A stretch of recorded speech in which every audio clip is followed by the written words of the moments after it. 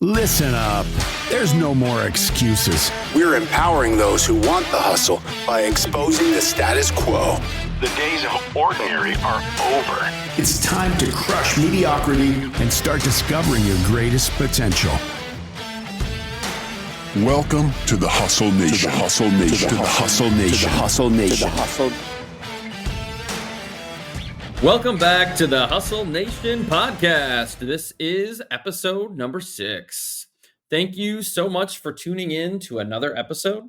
Whether you're joining us for the first time or you've been with us for the first 6 episodes, we've been breaking down the acronym of hustle. And here at the H.U.S.T.L E Nation podcast, that means something greater than just the word hustle, which so many people think, well, what does that even mean? Well, we're here to break it down for you. And at this point in the process, we're at the final stage, which is E, and E stands for enjoy the process. And so we're going to talk a lot about this, but ultimately, the way I see it is that when you're enjoying the process, it's really a byproduct of all the things you've done until now. Am I right, Dustin? Yeah, 100%. Yeah, you can't, it's last for a reason. And the reason it is because you can go through this entire process. And if you set it up right, this can be a bit of a byproduct, but even though it is a byproduct, it still doesn't just happen by chance. Still those that really find ways to enjoy the process of getting better and improving and challenging themselves. There are ways in which you can basically make it more likely for you to have that enjoyment of that improvement. And what's interesting about, to me, the E, the enjoy the process, is I found it's really the separation between those that are really good and then great, because it's that extra lever, it's that extra degree, it's that extra piece that you get because you're enjoying that piece of it, right? There's lots of people that can be disciplined and do things they don't like for a period of time. But if you actually enjoy that process, you enjoy the hustle, you're going to find that little extra, that extra time to get a little bit better. You're going to give up less. You're going to push just that little bit harder. And so to me, it is last because, if you just start with, this and you just enjoy the process, but you're not doing anything, well, then what are you really trying to achieve? But just because it's last does not mean it's any less important, because to me, when you really see the top achievers, they all have this. I agree. I really agree. Yeah, there's so much to that to unpack. But ultimately, if you're a listener or a viewer and you're just kind of coming to us, you're probably thinking, okay, that's great. I understand it. I know I need to get to this point. But ultimately, here's the question. How do I get there? Yeah, so it's a great question. I think how you get there is some ways how you get there, but also how do you prevent from not enjoying the process, right? So I think there's different ways to kind of look at it. And to me, when I look at how people are frankly miserable, or at least not enjoying the process of getting better, I think a lot of times it's because you're not succeeding anywhere in between. Your goal is just frankly too long-term, with really none of these micro goals to get you there. And, example, I was talking to somebody just yesterday who actually lives out in California. He's an entrepreneur running a really successful business. And, we were just kind of talking about different things. And his kind of long-term goal is he wants to own a mansion on the coast of California. And, I was joking because, I'm in the insurance business of, well, do you really want to own the house that's going to fall into the ocean in a couple of years? And his point was, yeah, absolutely I do, because that's the best view. And yes, every once in a while I'm going to lose part of my house, but that's what I want. That's my long-term goal. Well, that's not his goal for 6 months from now or a year from now. And so if his only goal was that, and that's all he measured himself on, he could go a really long time without getting any kind of that self-positive reinforcement. So to me, it's, there's a lot of different ways to get there, but, one of the key things is, kind of breaking down things so that you can have wins along the way.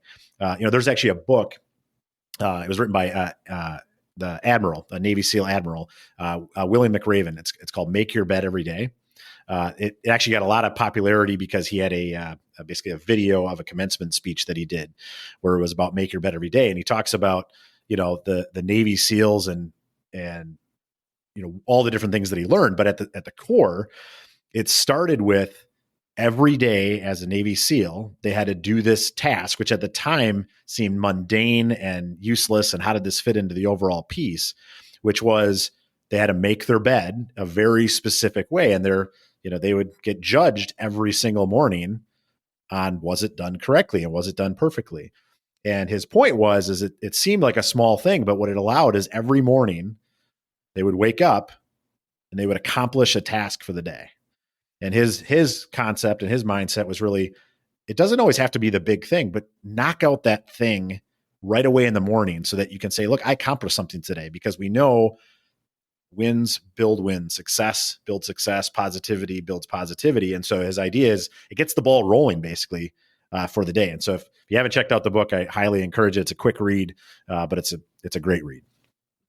So I've not read the book, but I'm familiar. As soon as you said that, I knew this was the guy who's gone viral on LinkedIn multiple times over and on Facebook. It is really a great video. If you have not checked it out, we should link that in the show notes. It just makes so much sense at so many levels. And I think that's also something we can teach our children, because how many of your kids actually make their bed? That's a struggle in my house. Yeah, absolutely. So let's switch gears a little bit. What about the outside noise? So there's so much negative energy, drama, white noise, stress, etc. I think it's really important to tune that out. Now, it's easy for me to say. I don't know what you have going on in your life. We all have things that are tough to deal with, no doubt. But how do you tune that out? And how critical is that? So to me, I think the key with a lot of these things, right, is energy is energy. And so even negative energy is energy. And so how do you shift it, right? How do you use it in a way that can be advantageous to you? And a lot of this, it starts between the ears, right? Just, how you adapt to things. Because look, what I've always said is if you're doing something that matters, there will be people that don't like that for all sorts of reasons. And not because you're doing anything wrong, just because you're doing something and they're maybe not doing something. And so that makes them upset, right? And so to me, anytime you hear that negative talk, to me, it's about shifting that to saying, using that as a fuel. Because if you hear that negative talk and say, okay, they're upset with me, or they're trashing me, or they think I suck at this, that, or the other thing. Okay, that's great. What is that? What am I going to do with that information? Well, if I use it to say, whatever, screw you, man, I'm going to do it. I'm getting off the couch. I'm going to go try it. And look, I may not be perfect. I may not nail it every single time, but I'm trying. I'm out there. I'm hustling. I'm trying to get something done. And if you have just that almost one sentence in your head that every time something negative is coming at you, it's usually not about you anyway. It may be your name. It may be exactly what you're doing, but usually what I've seen is negative people are just negative people. Actually, this was a couple of years ago. I was out in Phoenix, and I love to just kind of talk to different people, different things. And I was actually doing a tour of the city, and our tour guide was a longtime teacher. She had been a teacher for 25, 30 years, and she'd retired. And this was just kind of the thing she wanted to do because she loved the city. And I remembered asking her, I was like, okay, you're a teacher. You've seen parents, you've seen kids all these years. Like, what's your nugget? What's the one thing that that kind of shapes how you view people? And she's like, it's actually really simple. There are positive people and there are negative people, and they tend to never change. That's right. And it was, we all see it, but it was one of those things. I'm like, that is so profound, because that's exactly right. There are just positive people and negative people, and negative people are going to be negative people. That's fine. So that's their issue. That's not my issue. And so if you flip that and you use that as fuel, it can be a really powerful thing. I often say to my wife, if I'm referring to someone else who has an issue that surrounds itself with something like this, where it's just negativity, hate, whatever, I say that's an HP. That's his problem, not mine. Yeah. But ultimately, I find that there's really often no merit to the negativity, or I also think sometimes it's a jealousy thing. And it doesn't have to be because someone achieved a high level of success. It's just, why aren't I doing something with my life? Or how come I'm not here? Or, this should be me, right? And I think that a lot of people play that card, whether they do it externally where people can see it, or they do it internally where they kind of hide their emotions, or like so many hide behind the keyboard online, which is, a very sad and unfortunate thing, but that's okay. That's all right. I often say when it comes to this stage, enjoying the process, we're all going to have mistakes. In the last episode, we talked how important it is to have mistakes and failures and learn from that. But ultimately, was this really a mistake, or was it just maybe I fell a step short on achieving my goal? So what I always say is, you have to laugh at your mistakes. And if you can't poke fun at yourself and you can't smile about those things, and you're like, Chris, why would you smile at your mistakes?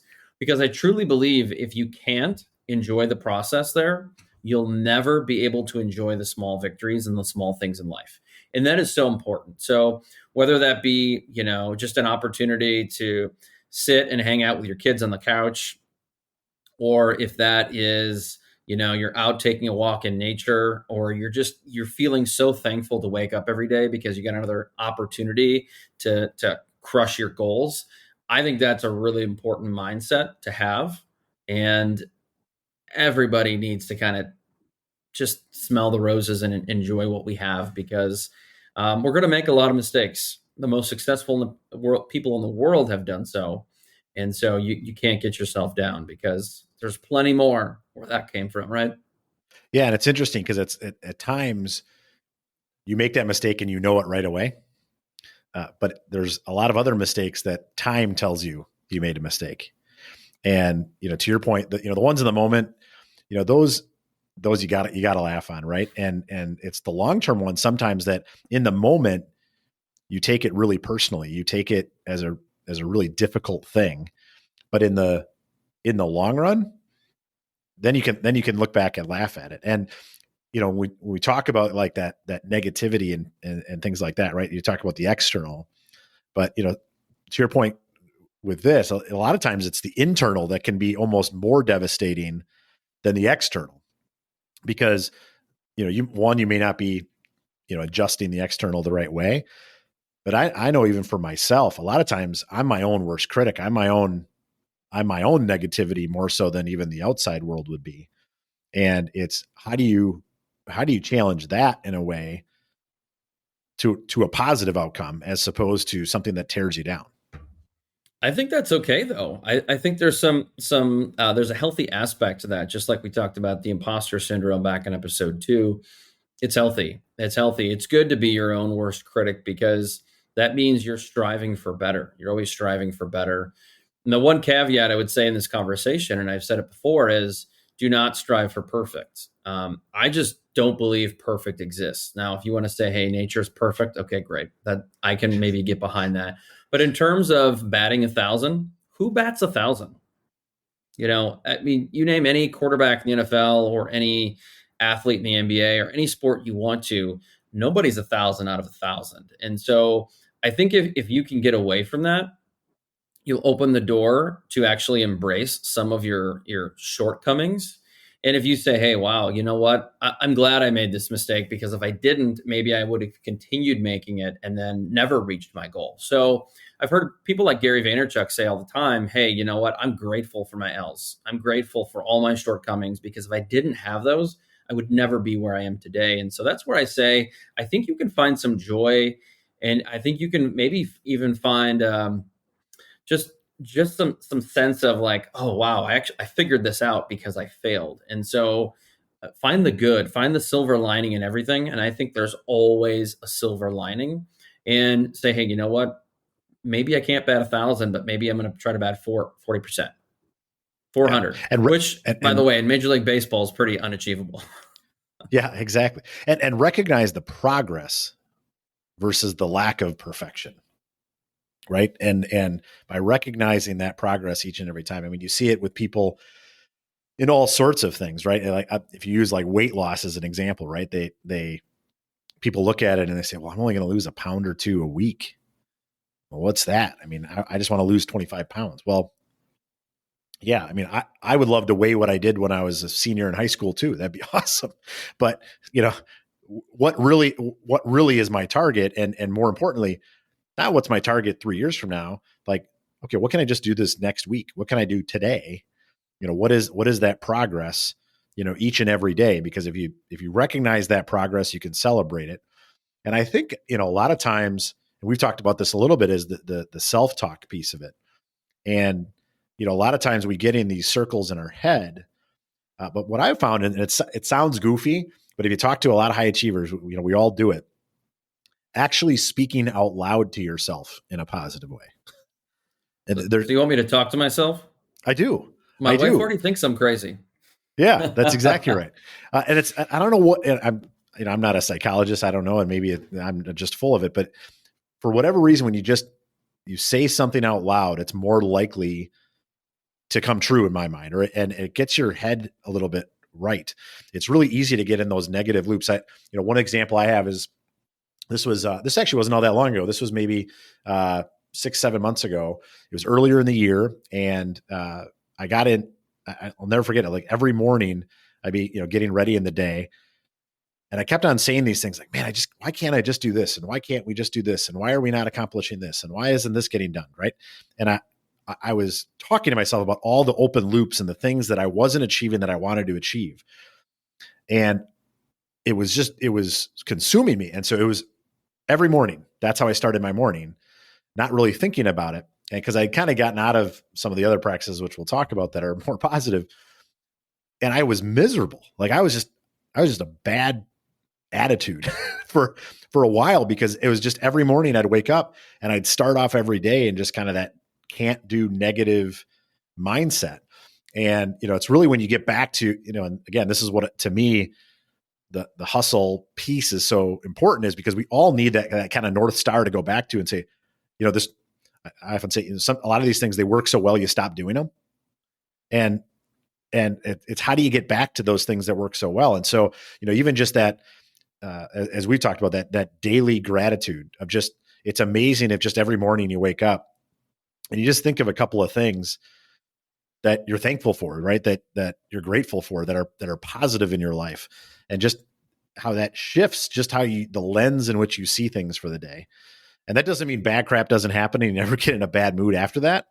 But it just, again, kind of going back to the make your bed every day. It's a small thing you can do to just say, okay, what am I thankful for? And all of a sudden you realize, man, there's 99% of things that are really, really positive right now. Why am I focusing on the 1%? So, I think, one of the key things is, how do we continue to move forward on that gratitude piece, is, looking at it each and every day, maybe even saying it out loud. Some people will even write it down. I'm just running in too many directions, so I'm not able to do that. But, it's, I think, one of those things that it's a small thing that we can do each and every day. Yeah, I agree. I go back to this quote. It's a Star Wars quote by Yoda. He says, "Do or do not, there is no try." Yes. And I think there's the do. I think there's a try, which is in the middle, that's a half glass full kind of a guy. And I told myself a long time ago that you can't be a half glass full, because you can't be half pregnant. You can't be half in. You're either in or you're not in. And that is where it is the do, there is the try, and then there is the do not. And so if you try, that means you have some belief, maybe you have some enjoyment of what you do. But ultimately, if you have positive self-talk, you will do. And ultimately, if you don't, that is why you fail. And so ultimately, I think that's a really, really big part of the process. But one thing I want to underscore there is I think you have to really enjoy or / love what you do. So whether we're talking about coaching sports, which we've talked about before, talk about your career, if you're at a point where you just really don't want to do what you do, you don't want to go to work, you probably have to think about changing your careers or changing companies, changing jobs, because that is just so important. And I think if you don't, you're going to let that negativity or that negative self-talk, which you talked about, which can snowball. And it does for so many people.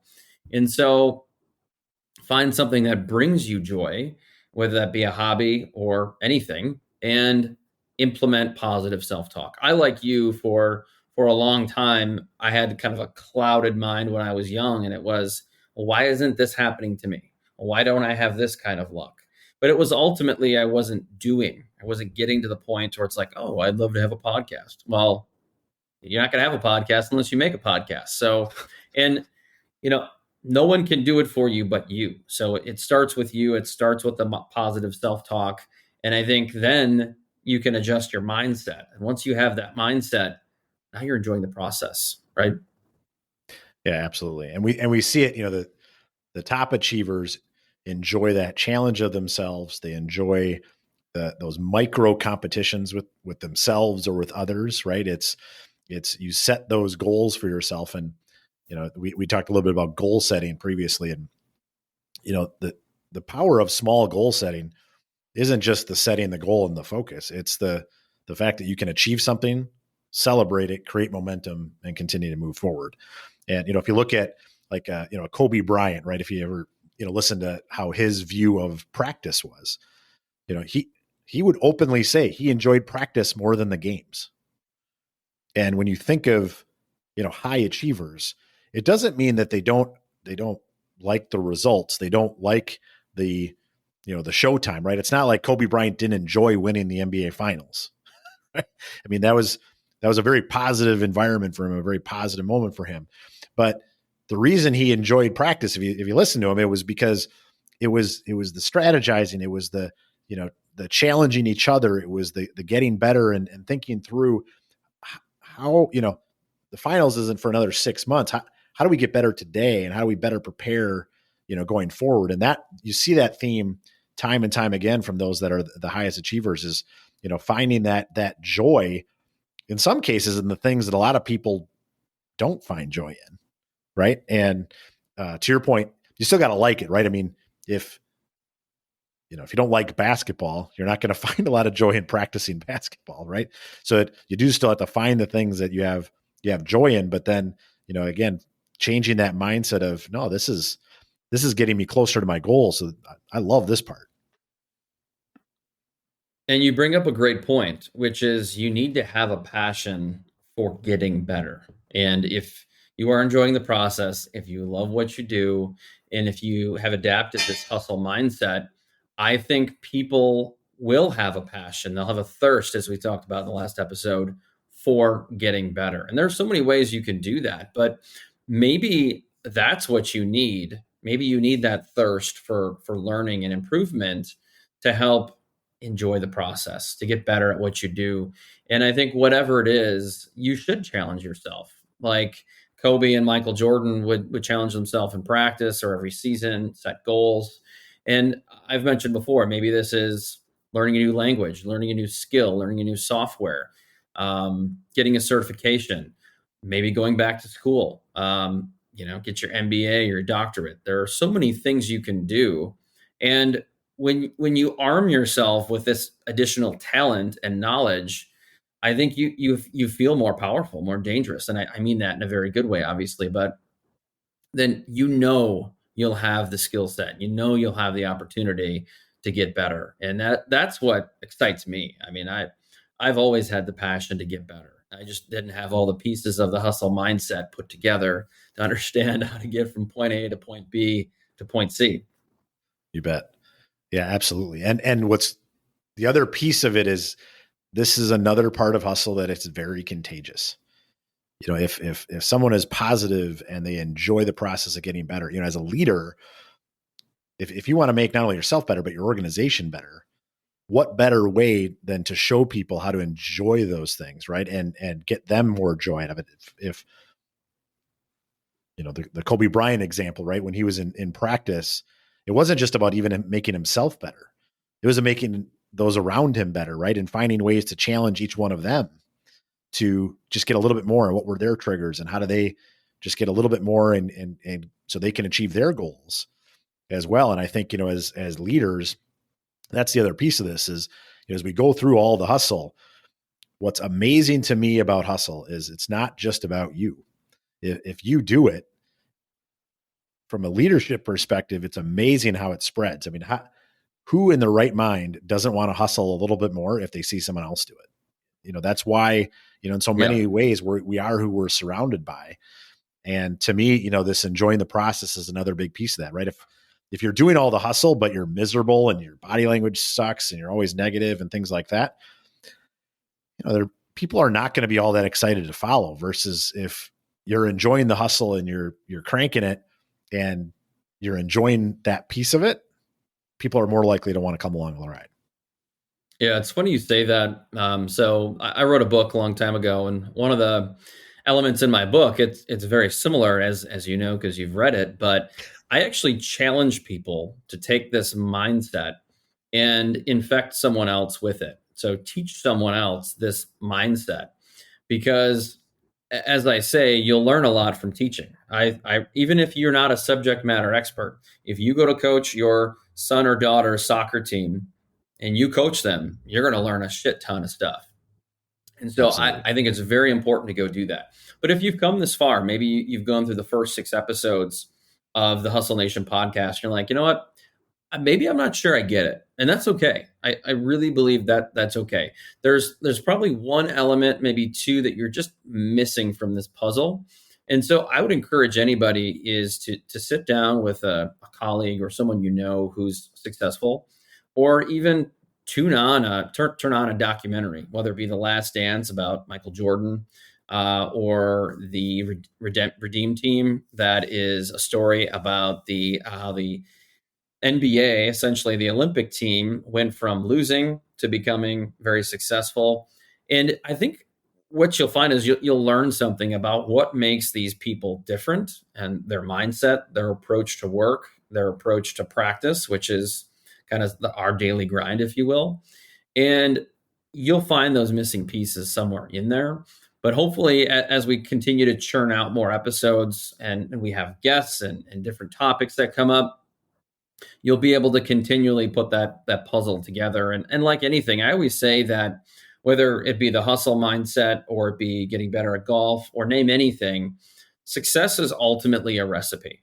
And I go back to this example in my book, and so often when I'm speaking, is that if you go around the world and you talk to 100 people, whether it be from the same country or multiple countries, they're going to give you that many variations in how to create a recipe of chili, right? And so it's beans, no beans, spicy, not spicy, cheese, beans, no, whatever. And there's no right or wrong answer. It's just the right answer is you have a recipe, which means you need these 10, 12 ingredients. You need these utensils. You have to follow this process. And the outcome should be what you expect, right? And so you can't just flip the switch on learning from others. You can't just start taking chances and boom, all of a sudden I'm hustling, I'm crushing my goals. I think that you need to have all of these ingredients, all these utensils, this process, and your recipe is likely to look different from mine. There's no question, or different from Dustin's. We're all in different industries, different parts of the world, and that's great. But only you can build that recipe. Only you know what's going to work. And I'll tell you what's interesting is that as your palate changes, as mine did, as now I love spicy food, and I like more and more spice as I get older, you might find that your recipe changes a year, 2 years from now. Maybe you've changed industries. Maybe you've moved. Maybe now you have children and before you didn't. And so I think it's a continuation. It's going to continue to be fluid for the rest of your life, and that's okay. Things are meant to be changed, just like there's more revisions of a book. So that's kind of my take on the hustle mindset. Dustin, any final thoughts for this episode? Yes. Ultimately, if you're not enjoying the process today, right, you're not enjoying that getting better, just realize it's only coming from 2 different places, right? It's either external or it's internal. And if it's external, turn it into fuel. And if it's internal, change what you're saying to yourself, right? And sit down and really think through, how do I shift my mindset to a more positive mindset? You'll be amazed on how quickly it'll shift. Well said. I love that. Love it. So moving forward, now that we've got through the acronym of hustle, we're going to start to talk about more and more subjects that are important to leaders, business leaders, coaches, entrepreneurs, et cetera, et cetera. And we'd love to hear from you. Interesting subjects, interesting guests that you'd love to hear from. But ultimately, there's a much bigger picture in Hustle. And so we want to make sure we're bringing all kinds of tools and tactics and guests to the table. They're going to bring value and ultimately going to help you get to your goals, because we want to get to our goals too. And we know that together in Hustle Nation, we can do that. And we're really excited about it. So wrapping up this episode, we thank you so much for listening or watching wherever you are. Please share the episode with your friends so that they can enjoy the hustle as well. And we'll see you next time. Thank you for being part of the Hustle Nation. Until next time, stay hungry and inspire those around you to hustle.